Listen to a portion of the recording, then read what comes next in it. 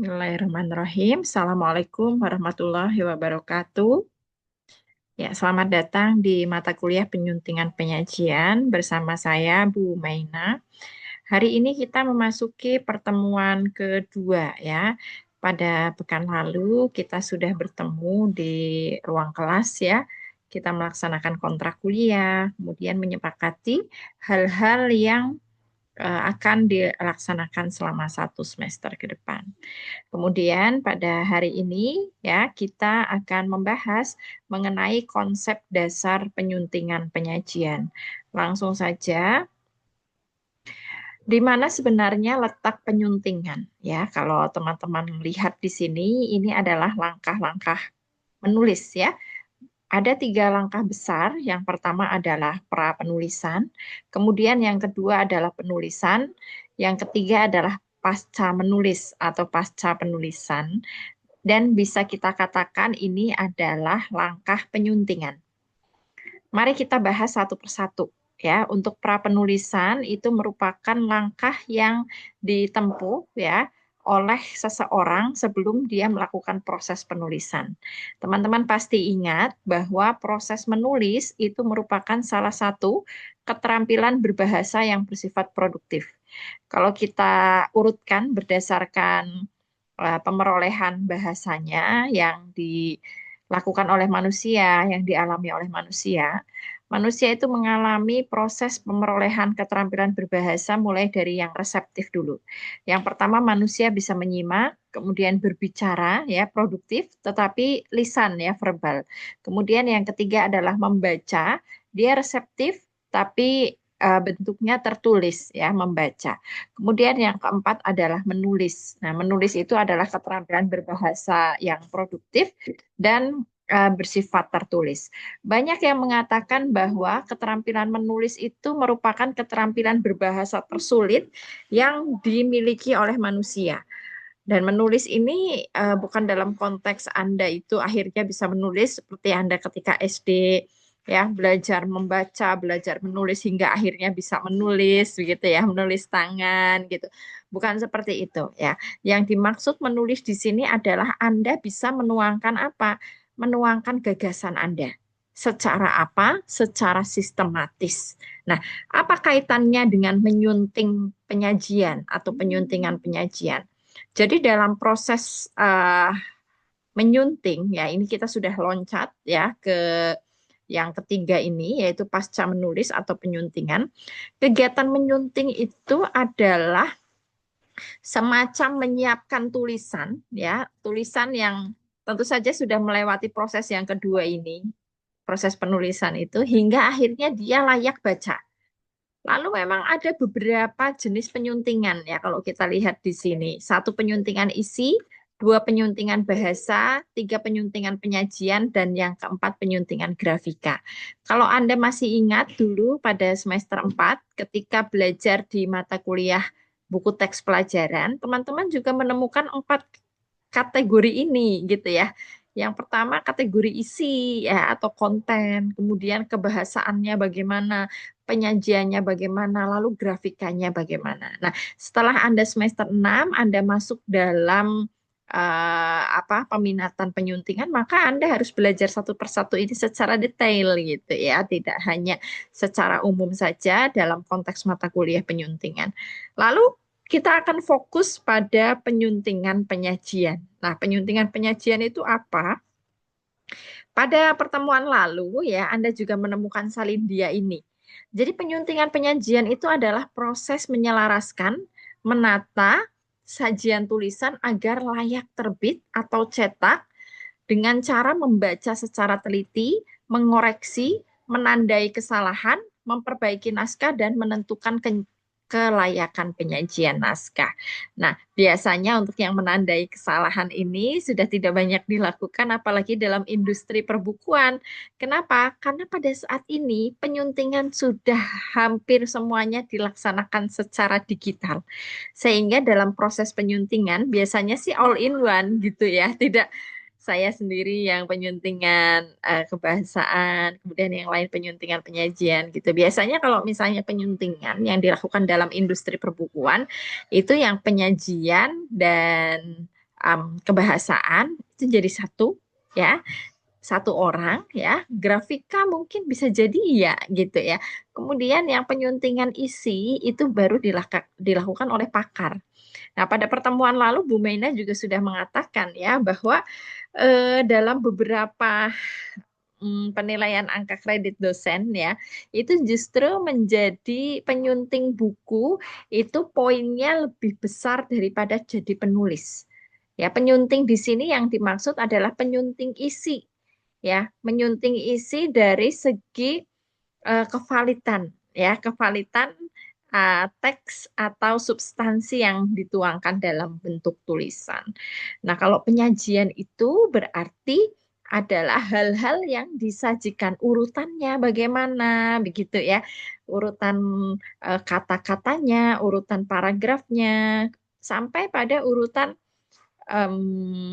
subbabnya gitu ya, kata, kalimat, paragraf, kemudian sampai pada tataran wacana di subbab, bab ya, hingga akhirnya menjadi satu tulisan yang utuh. Nah, itulah ruang lingkup pada penyuntingan penyajian. Kemudian kita lihat di sini, teman-teman, tujuan penyuntingan penyajian ada diklasifikasikan menjadi dua. Yang pertama adalah secara umum. Penyuntingan penyajian itu untuk menyiapkan buku, artikel, atau tulisan lain gitu ya, yang agar layak diterbitkan dari segi mutu ya, keterbacaan ya, serta layak pasar. Jadi intinya itu kelayakan ya, kelayakan dia bisa dibaca, bisa diterbitkan dalam sebuah market atau pasar. Nah, ini agak iklan sedikit ya. Teman-teman sudah punya buku apa ini? Mumpung Bu Maina ingat gitu ya.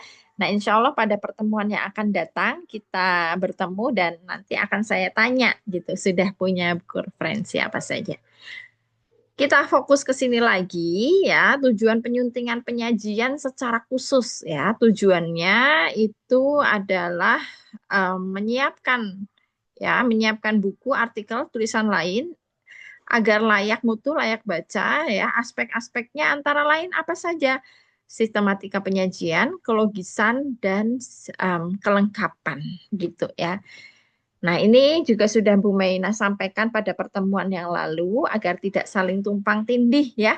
Kita dalam mempelajari tentang penyuntingan secara lebih spesifik. Dan posisi kita ada di baris ketiga itu ya, penyuntingan penyajian. Maka fokus utamanya adalah sistematika dan alur penyajiannya. Kemudian yang diperbaiki adalah urutan bab, subbab, koherensi antar bagian, konsistensi format, dan gaya selingkung. Masalahnya adalah urutan pembahasannya loncat-loncat ya. Kemudian yang dilakukan itu mengatur ulang struktur agar logis dan sistematis. Oleh sebab itu, salah satu mata kuliah yang menjadi menurut saya dasar sekali ya Anda dalam melakukan penyuntingan penyajian itu adalah mata kuliah kajian wacana. Sehingga Anda bisa memahami bahwa oh ini tulisannya kohesif begitu. Oh ini tulisannya koherensif gitu ya. Jadi Anda sudah memahami hal tersebut lebih dahulu.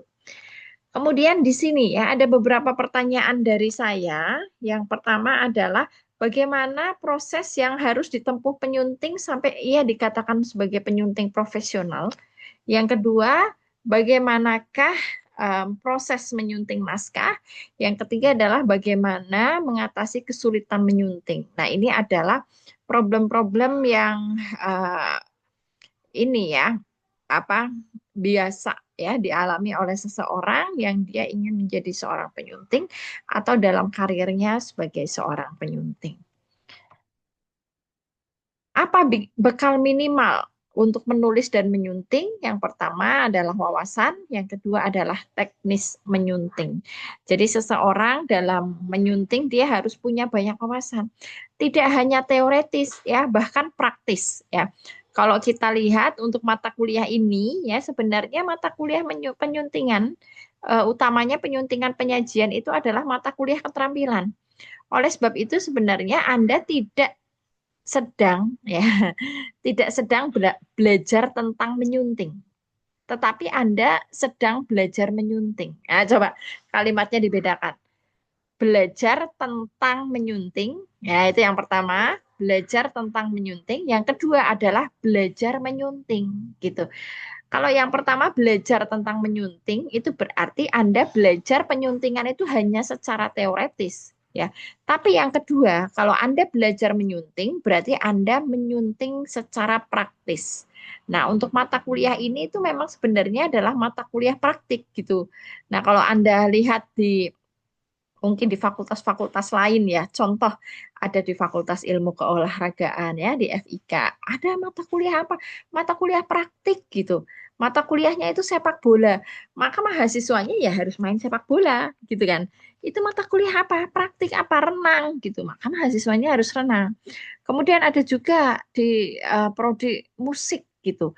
Ada mata kuliah apa? Mata kuliah gitar gitu. Maka tidak hanya mempelajari secara teoretis, tapi harus benar-benar pernah memegang gitar itu dan pula memainkan gitarnya. Oleh sebab itu, untuk mata kuliah penyuntingan ini ya kita hanya teori hanya di beberapa pertemuan pertama ya, seperti minggu lalu juga Bu Mena sudah menyampaikan tentang kontrak kuliah dan juga ada agenda perkuliahan, maka akan lebih banyak teman-teman untuk praktik menyunting. Kemudian di sini mari kita lihat apa saja wawasan penyuntingan. Nah, yang pertama adalah eh, teman-teman harus menguasai beberapa hal. Satu, EYD. Ya, EYD itu apa? Ejaan yang disempurnakan. Jangan sampai ada yang salah kalau ditanya ejaan apa yang digunakan oleh kita pada saat ini. Kemudian Anda jawab PUEB. Waduh, ya, berarti gagal move on. Ya, ejaan yang digunakan oleh kita bangsa Indonesia pada saat ini adalah ejaan yang disempurnakan. Nah, dulu tahun 1972 sudah menggunakan ejaan yang disempurnakan. Lalu berubah tahun 2015 menjadi EB, Ejaan Bahasa Indonesia. Lalu pada tahun 2022 ya balikan lagi menjadi EYD. Jadi masa lalu itu adalah pemenangnya ya.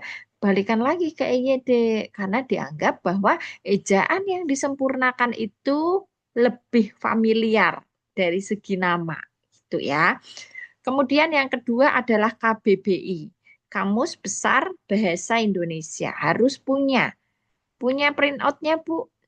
Bisa dalam wujud file. Nah, itu sekarang sudah ada aplikasinya ya, maupun ada lamannya atau websitenya.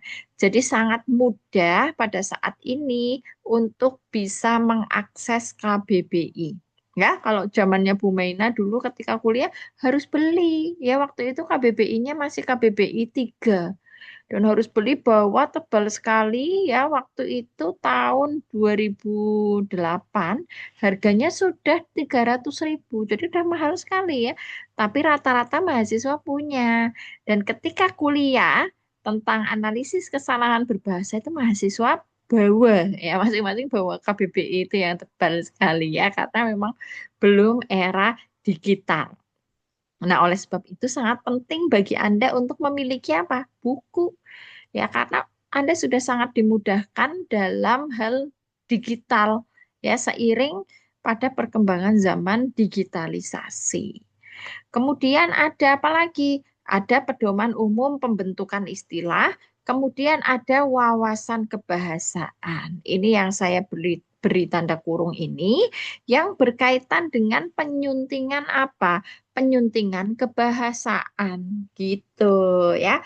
Lalu ada apa lagi? Kaidah selingkung, wawasan substansi. Nah, kalau kaidah selingkung ini juga ada kaitannya sih sebenarnya dengan penyuntingan penyajian gitu, tapi tidak banyak. Ya, kalau wawasan substansi jelas di penyuntingan isi.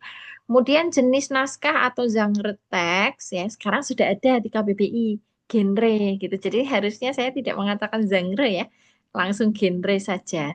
Karena pembacaan itu sama dengan penulisan. Kalau untuk bahasa Indonesia. Jadi untuk jenis naskah atau genre teks, kemudian logika berpikir, itu masuk dalam ranah penyuntingan penyajian. Kemudian yang terakhir adalah wawasan kegrafikaan. Ya, ini tentu saja masuk dalam area atau ruang lingkup penyuntingan kegrafikaan. Lalu apa saja jenis penyunting? Ya, penyuntingan ini ya ada dua ya jenis penyuntingan manual dan digital. Ini yang sudah saya katakan ya bahwa pada saat ini hampir tidak ada penyuntingan manual ya kecuali ada tujuan tertentu ya tendensi khusus ya. Tapi kalau dalam bidang industri perbukuan biasanya buku atau naskah yang sudah disunting itu baru dicetak coba atau dummy. Nah, tapi untuk penyuntingannya itu sudah tidak dalam bentuk file, maaf, sudah tidak dalam bentuk print gitu ya, karena dianggap apa? Pemborosan ya.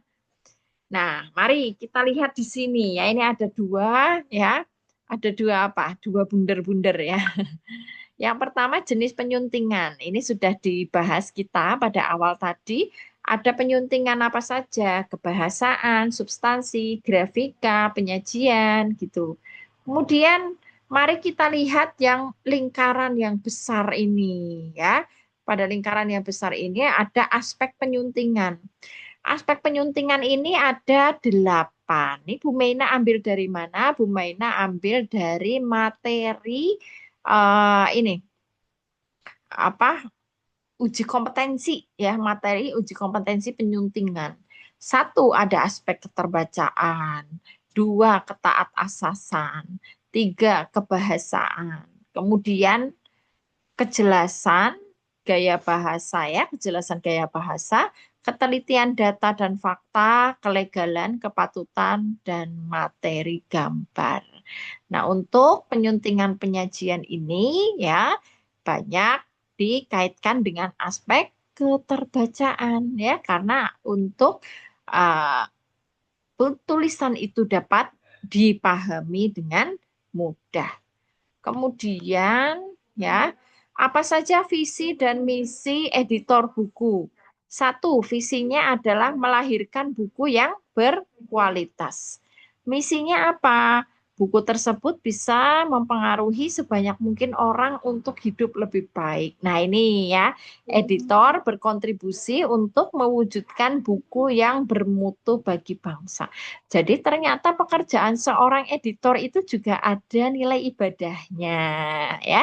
Karena ada niat baik. Agar apa? Agar kita bisa menghasilkan buku berkualitas untuk memperbaiki kualitas hidup manusia. Jadi bisa jadi seseorang mendapatkan jalan untuk menjadi lebih baik karena sebuah buku. Oleh sebab itu penyajiannya harus baik, harus runtut agar bisa dipahami dengan baik. Nah, oleh sebab itu ya, menyunting ke penyajian itu juga bisa menjadi salah satu bagian dari ibadah. Kemudian kita lihat ada 3 konstituen editor buku. Nah, ini dalam konteks kita menyunting penyajian penyuntingan buku ya sebagai salah satu jenis naskah ya. Ada segitiga di sini kalau teman-teman lihat ya. Konstituen yang pertama adalah penulis, dua penerbit, tiga pembaca. Di tengah-tengah segitiga ini ya, segitiga biru tapi bukan nama tepung ya. Ada editor. Nah, editor ini ya. Editor itu berada di tengah-tengah. Dia itu sifatnya itu sebenarnya independen juga ya.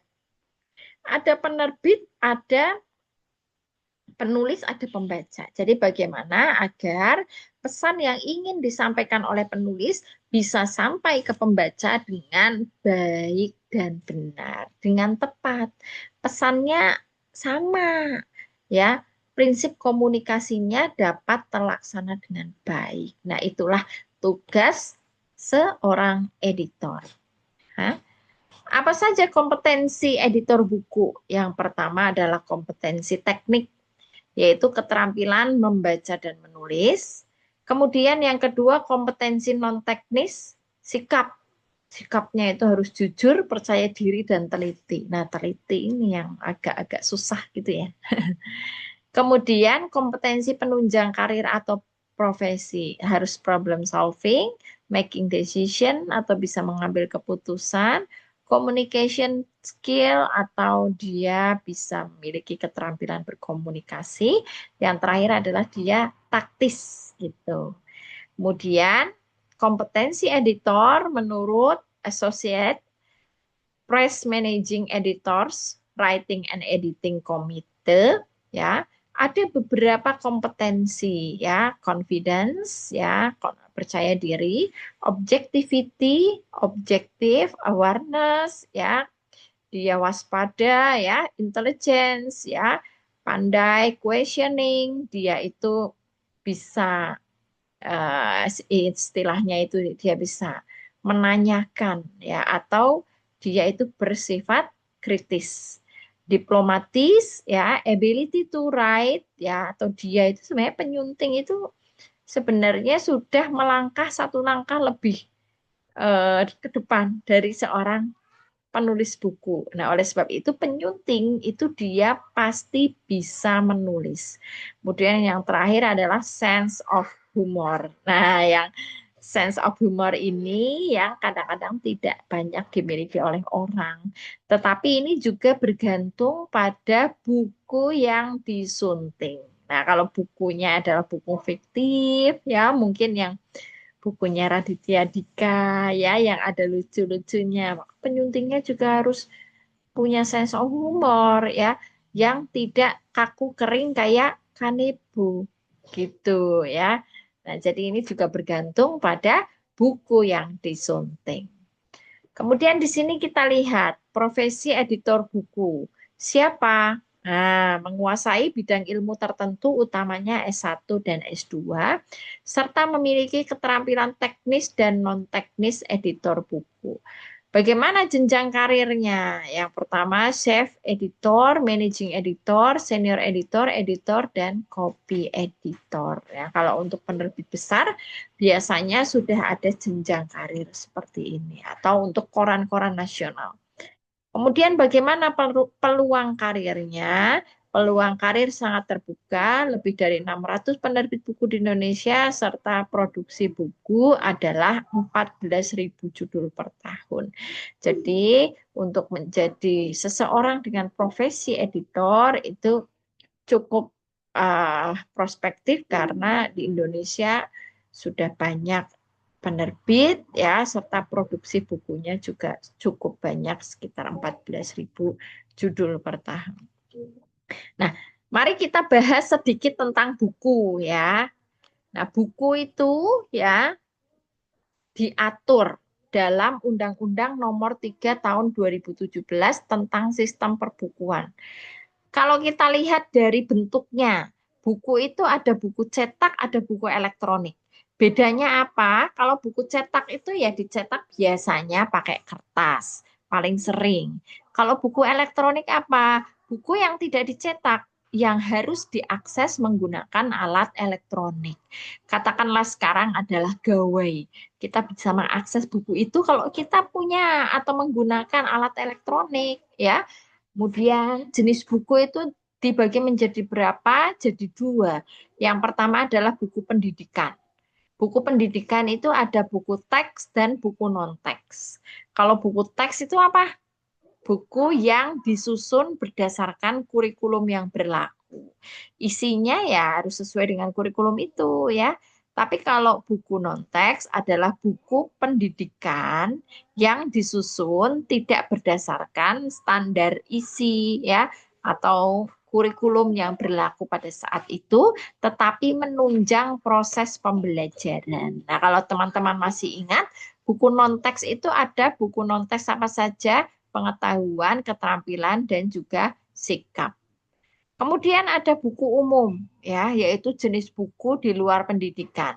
Misalnya buku fiksi, buku referensi, dan buku motivasi. Nah, ini yang banyak ditemukan di toko-toko buku, ya, seperti Gramedia dan sebagainya. Kemudian buku itu berisi apa? Berisi ilmu pengetahuan, informasi, dan juga hiburan. Mari kita lihat salindia berikutnya, ya. Apa yang dimaksud dengan buku non-fiksi, ya? Tadi untuk yang buku umum ada buku fiksi, ada buku non-fiksi. Kalau buku fiksi itu apa? Buku mengenai hal-hal yang bersifat tidak ilmiah. Buku fiksi itu adalah isinya itu hal-hal yang bersifat imajinatif. Contohnya ya ada novel atau antologi cerpen, kemudian ada apa lagi? Mungkin komik ya, kemudian apalagi antologi puisi gitu, itu adalah buku fiktif atau buku fiksi yang isinya adalah hal-hal yang bersifat imajinatif. Apa yang dimaksud dengan buku non-fiksi? Nah, untuk di mata kuliah ini, kalau kita pun menyunting buku, ya, maka kita akan menyunting hal-hal yang bersifat non-fiksi, ya. Buku non-fiksi merupakan buku yang dibuat berdasarkan riset dan fakta. Narasi yang dibangun dalam buku non-fiksi tidak didasarkan pada imajinasinya, tidak didasarkan pada imajinasi pengarang saja, tetapi ada data dan teori yang menyertainya. Contoh biografi, buku panduan, almanak, kamus, dan sebagainya. Nah, teman-teman itu juga pasti sudah tahu. Kemudian mari kita lihat ya, kalau kita sudah menyasar pada pembahasan tentang buku dan insya Allah minggu depan akan kita bahas kembali. Kerangka buku itu ada 3 bagian utama. 1 bagian awal, 2 bagian isi, 3 bagian penutup. Untuk bagian awal itu yang ada di bagian awal buku itu, bagian depan ya, pastinya ada sampulnya itu kan buku, sampul depan, sampul sampul belakang, kemudian yang di pinggir itu adalah punggung buku ya. Nah, kalau kita buka buku ya, misalnya buku non-fiksi gitu ya, maka ada bagian depan itu isinya ada judul, prakata, kata pengantar, daftar isi.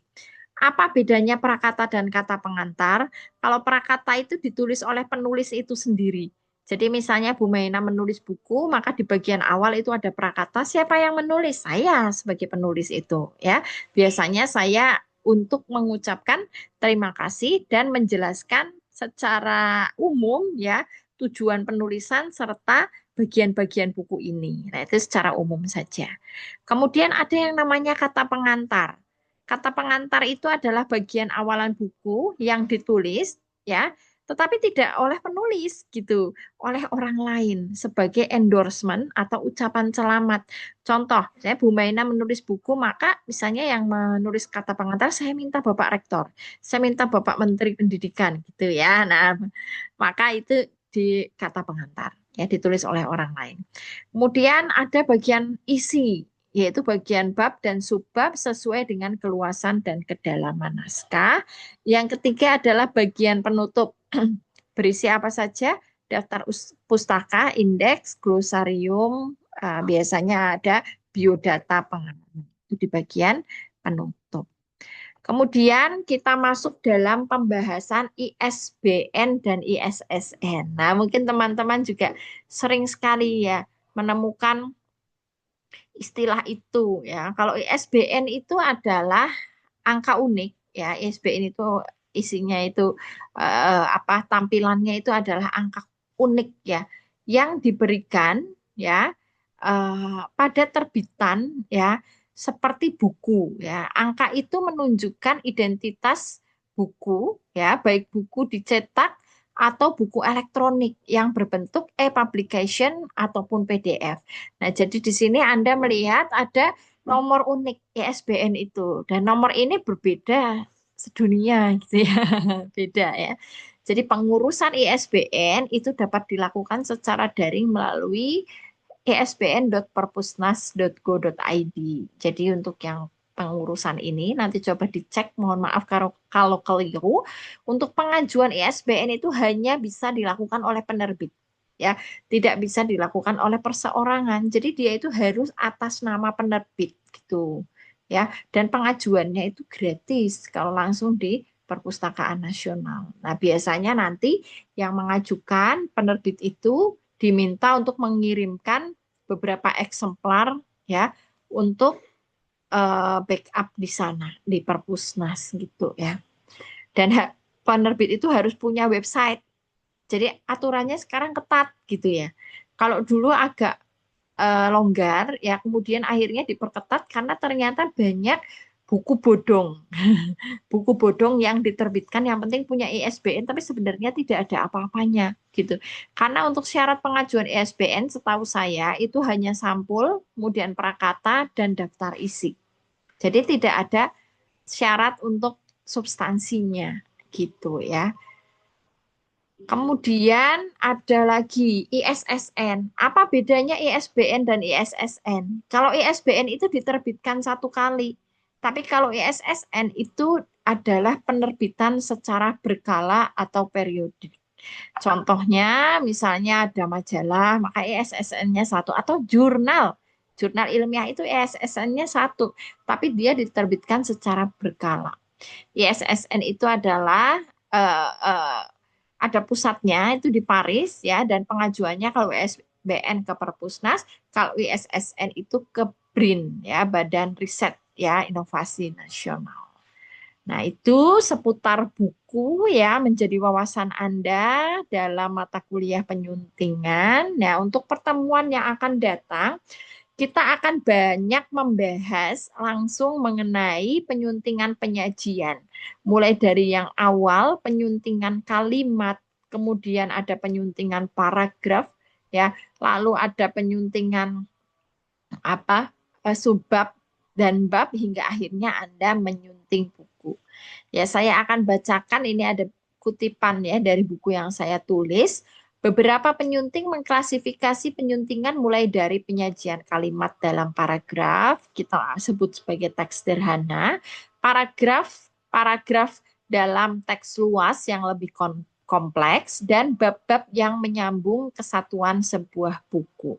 Yang perlu disadari benar oleh penyunting, kegiatan penyuntingan tidak pernah berjalan secara terpisah ya, tetapi dia selalu beririsan. Jadi kalau menyunting penyajian itu mesti ada kaitannya dengan grafika, substansi maupun penyuntingan kebahasaan ya.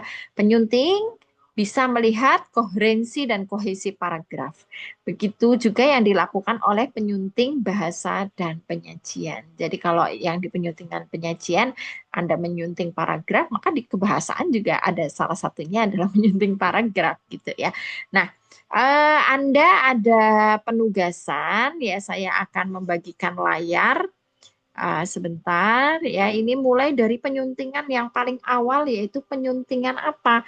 Kalimat dalam sebuah paragraf. Ya, jadi saya menyajikan ada beberapa paragraf ya. Saya cek dulu 4 atau 5 ya. Nah, ini maka 4 paragraf ini Anda bertugas untuk menyunting penyajian ya. Sepertinya belum menyunting. Anda baru diminta untuk menyebutkan jenis paragraf itu, kemudian gagasan penjelas, serta hubungan antar kalimat dalam sebuah paragraf. Nah, saya kira itu cukup untuk perkuliahan daring pada pekan ini. Nanti Anda cek Elena ya untuk mengerjakan ya lembar kerja mahasiswa untuk latihan paragraf pada awal ini ya, hingga akhirnya nanti Anda pada semester ini bisa melakukan penyuntingan penyajian secara global. Begitu, demikian paparan dari Bu Maina. Sekian, wassalamualaikum warahmatullahi wabarakatuh.